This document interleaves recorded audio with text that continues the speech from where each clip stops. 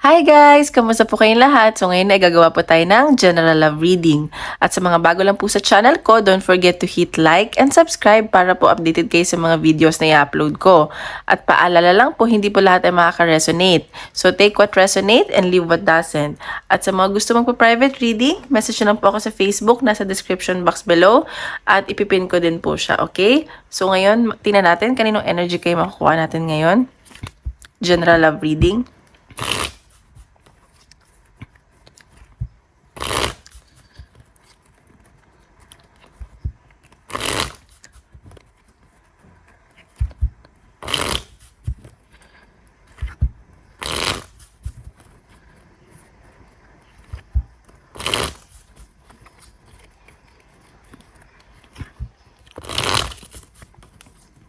Last one.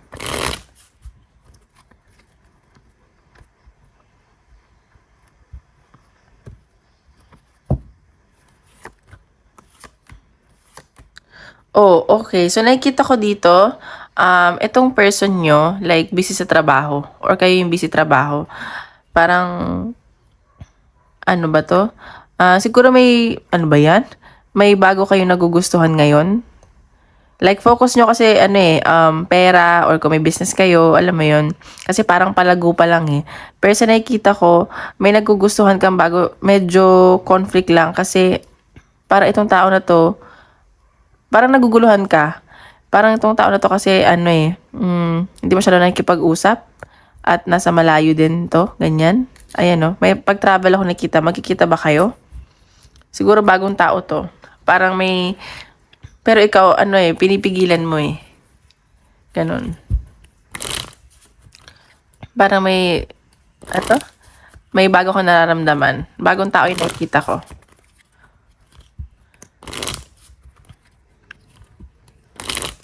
Parang nag-aantay lang to sa'yo.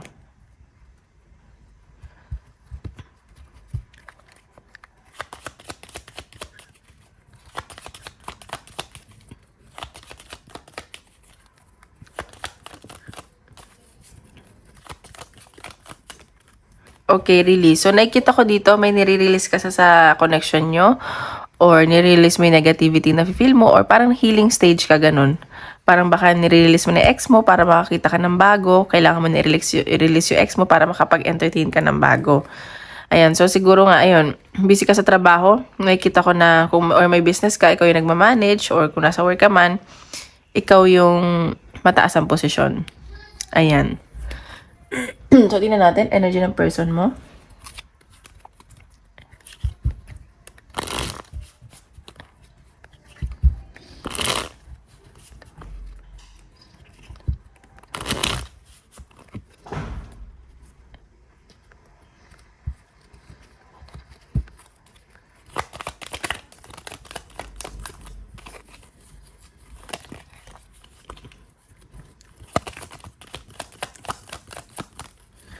Okay, sa nakita ko, yun nga, parang sabi ko tong tao na to, parang hindi na nakikipag-usap kasi hindi pa siya sigurado. He or she feeling stuck. Alam mo yun? Hindi pa siya sigurado. Parang very uncertain pa siya sa nararamdaman niya o sa connection niyo, ganun. Nakikita ko kasi bagong tao eh. Parang pag-grow yung nararamdaman niyo parehas. Okay. So, nakikita ko, itong tao na to, baka may nangyaring ending sa kanya or may nag-betray sa kanya. Kaya, natatakot siya na pumasok sa isang relasyon or sa connection nyo. Kasi, yun nga, hindi nga siya sigurado kasi parang takot na siyang maloko. Parang takot na siyang may ending na mangyari. Ganun, paano pag hindi kayo nag-workout. Ganun yung sense ko. Oops, it lang. Ayan, pero sa nakikita ko, itong tao na to, hindi to makatulog kakaisip sa'yo. Ina-anxiety to. Alam mo yun? Like, sobra yung worry niya. Sobra yung ayusin ko lang. Sobra yung pag-iisip niya sa'yo. Ganun na yung sense ko.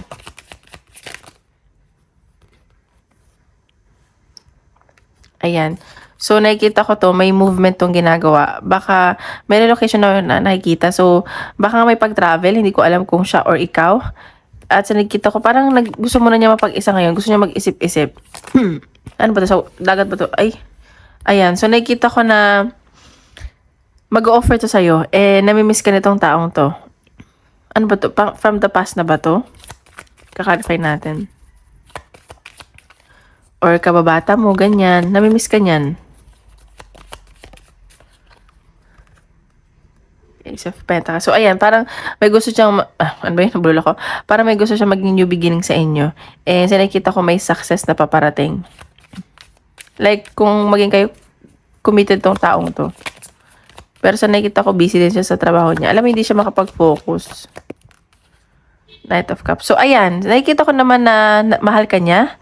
May feelings to sa'yo. Medyo naku-confuse pa lang siguro siya. Kasi parang siguro pa iba-iba yung nararamdaman niya. Ganon.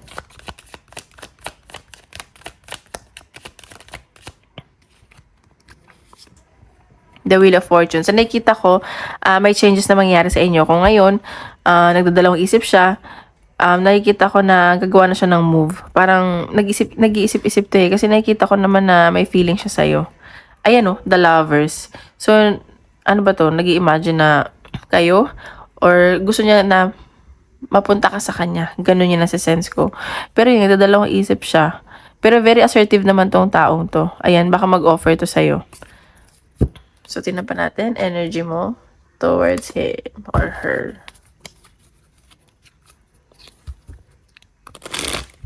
Parang nagiging bata siya nung nakilala ka niya, ganun.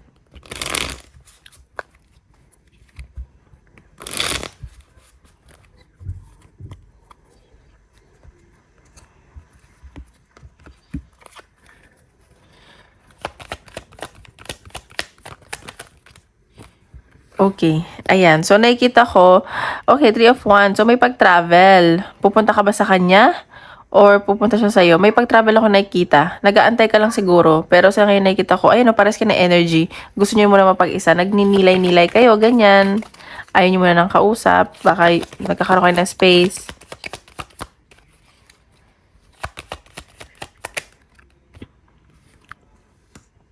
Ayan, so ikaw, naguguluhan ka din sa nararamdaman mo. Sa nakikita ko, parang conflict na din para sa'yo. Parang hindi mo maintindihan kung ano nararamdaman mo towards him or her.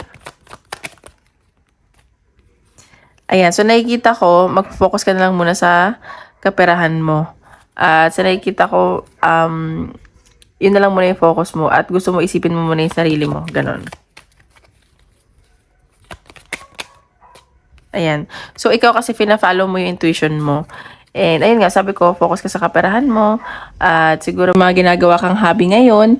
At sa nakikita ko na ginagamit mo itong mga talent mo para sa, sa career mo, ganon.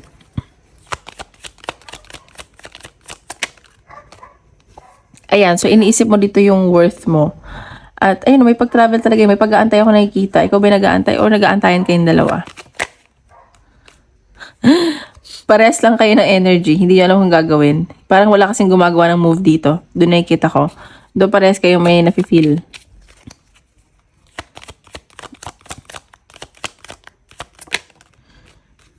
See? Fulfillment. So, nakikita ko dito para sa'yo, na-fulfill niya yung kunwari yung araw mo, ganyan, may partnership ako nakikita, like, on the same page kayo lagi. Pero, wala pa kasing aminan na nangyayari. Like, friends pa lang siguro kayo nitong taong to. Kasi nga nabubuo yung nagkakagusto eh. King of Cups. So, ayan. Mahal ka talaga nito. Or reverse mo na lang yung energy. Ikaw to. May feelings. May feelings na. Ayan. So, nakikita ko dito na may mga wini-way ka din. Ayan. Kasi ayaw mo din, nagme-meditate ka kasi ayaw mo magsisi. Attracted at, charming ka para sa kanya. Tingnan pa natin.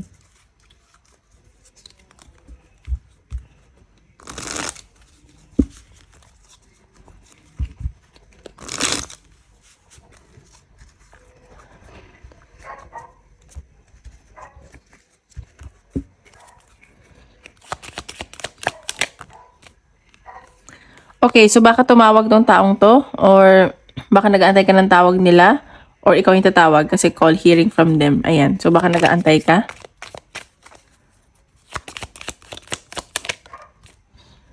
Okay, so nakikita ko itong taong 'to soulmate mo 'to. Kaya siguro ganito, bakit kayo nag-meet kasi naniniwala ako 'pag, may na-meet ka na isang tao, like may purpose 'yun. Everything happens for a reason, ayun.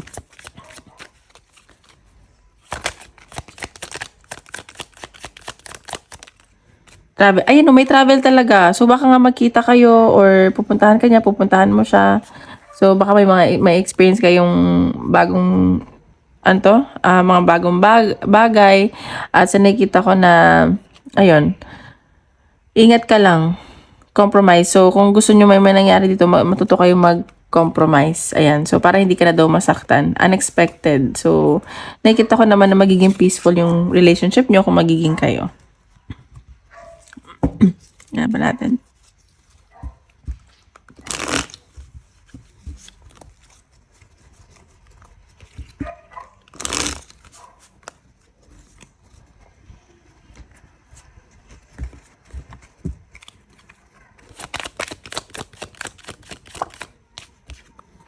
Okay, so nakikita ko dito, siguro nag-start kayo as friends or friends mo 'to at humingi ka ng advice sa mga friends mo or ayun, mas pinagtutuunan mo ng pansin yung sa mga friends mo or part siya ng circle of friends mo, ganun.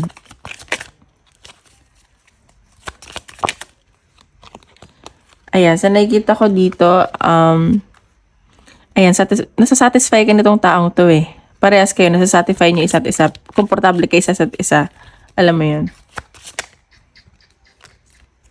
Ayan, labas natin 'to.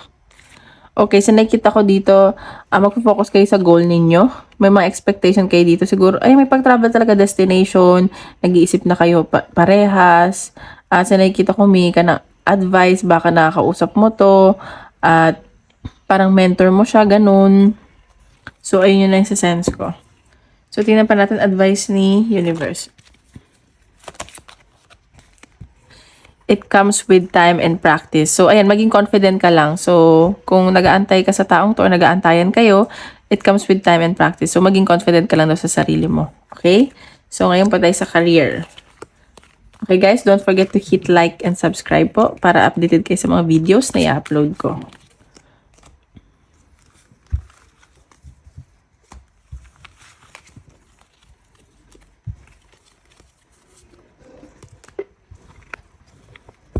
Career.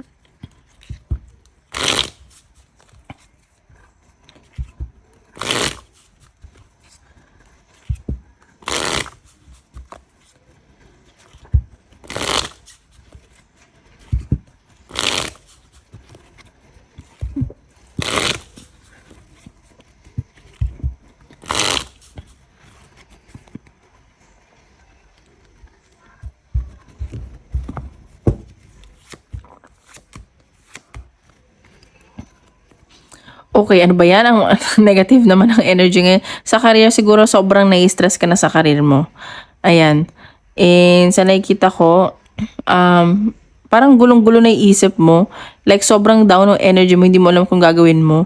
Pero may nakikita akong pag-travel sa'yo, mag-ayos ka ng kontrata. Sa nakikita ko may success naman na paparating sa'yo. So, ngayon lang, ano ka lang, tawag dito, sobrang stress. Ay, para ayaw mo muna makipag-usap. Parang hindi ka makapag-isip na maayos. Ayan, so magiging okay naman daw to. May mga ayusin kang kontrata, may mga ayusin kang papeles, ganun. May pag-travel ako nakikita.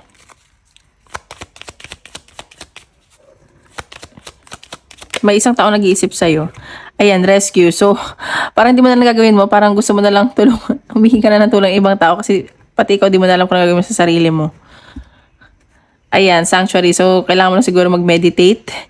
And, kailangan mo ng support ng family mo. Or may iniisip ka ditong family. Ganyan. Or baka yung career na iniisip mo ay parang pamilya mo na. Ayan. So, may need ka lang baguhin.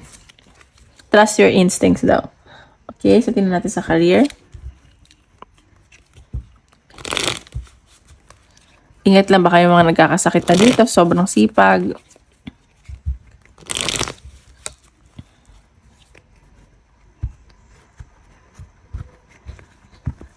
Ay, hindi pala kita yung cards. Ayan.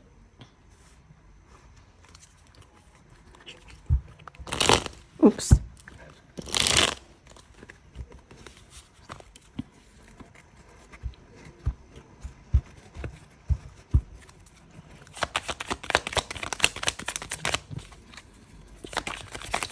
Ay! Uy, uy, uy. Sorry. Naano ko yung stand. Okay, sa karir mo, ayan. So, nakikita ko dito, parang lunod ka na, hindi mo na alam kung ano ang gagawin mo, nade-depress ka na. Sa nakikita ko na siguro natatakot ka, baka yung mga ine-expect mo, hindi ganun.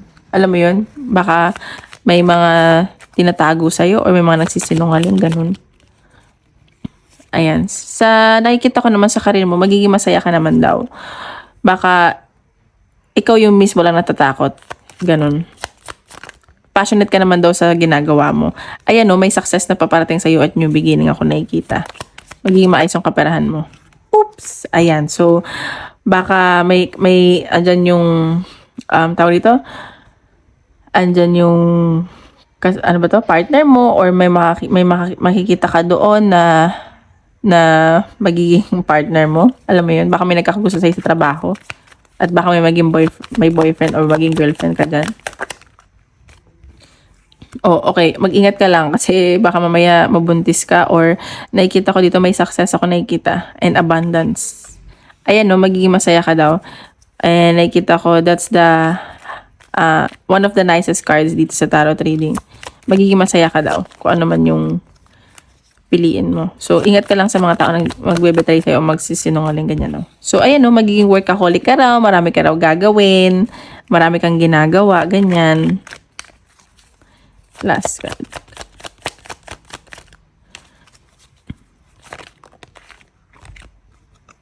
Ayan.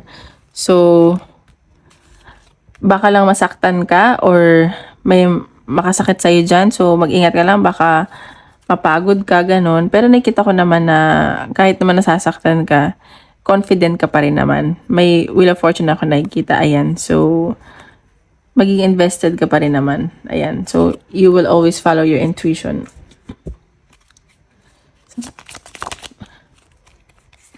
Ayan. So, baka may tao dyan na nagkikare sa'yo or nagsusupport dyan sa trabaho mo or sa magiging trabaho mo. Ayan, so nakita ko dito na ano ka lang, maging masaya ka lang, maging friendly or wag ka na masyadong titiwala. Alam mo yun, kailangan mo lang sigurong magkipag-bonding sa ibang tao. Ayan, so nakikita ko dito marami kang haters. So mag-ingat ka lang dyan, baka maraming taong inggit sa'yo. Okay? So tingnan pa natin advice.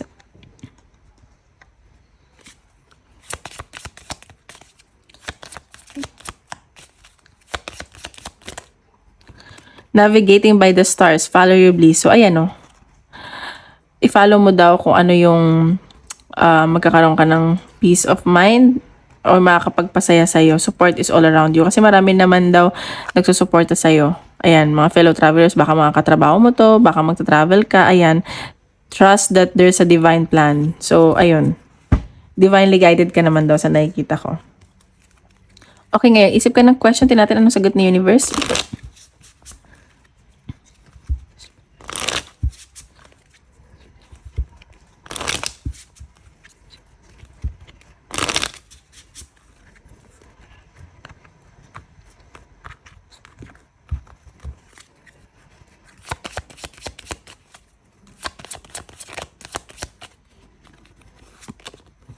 Get more information. Ayan. So, baka kailangan mo pa ng mga advices. And you should communicate clearly daw. Perfect timing. Helpful people. Maraming gustong tumulong sa'yo. So, ayun lang guys. Maraming salamat. At tomorrow ulit. Have a good night.